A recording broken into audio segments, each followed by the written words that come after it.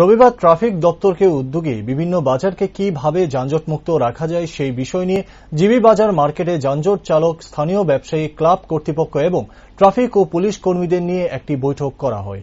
সে বৈঠকে উপস্থিত ছিলেন traffic SP Maniklal Das, NCB থানার এসডিপিও পারমিতা পাণ্ডে সহ অন্যান্যরা। কয়েক মাস যাবৎ জিবি বাজার এলাকায় প্রতিনিয়ত যানজট লেগেই থাকে। এতে করে জিবি বাজারে আসা ইমার্জেন্সি গাড়ি সহ রোগীকে দীর্ঘ সময় ট্রাফিক জ্যামের কারণে রাস্তার মধ্যে আটকে থাকতে হয়। এতে করে রোগীরা আরও অসুস্থ হয়ে পড়েছে, অনেক সময় অনেক দেরি হওয়ার কারণে।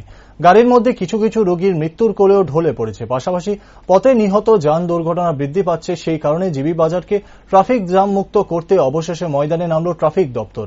এই বৈঠকে সিদ্ধান্ত হয় খুব শীঘ্রই জিবি বাজার থেকে সমস্ত গাড়ির স্ট্যান্ডগুলিকে সরিয়ে নেওয়া হবে আগামী দিনে।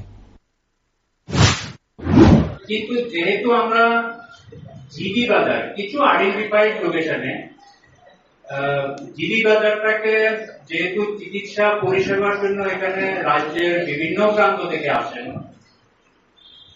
এবং রাজ্যের বাইরে থেকেও আসেন, তো প্রথমে এটাকে আমাদের একটা শৃঙ্খলা আনতে হবে।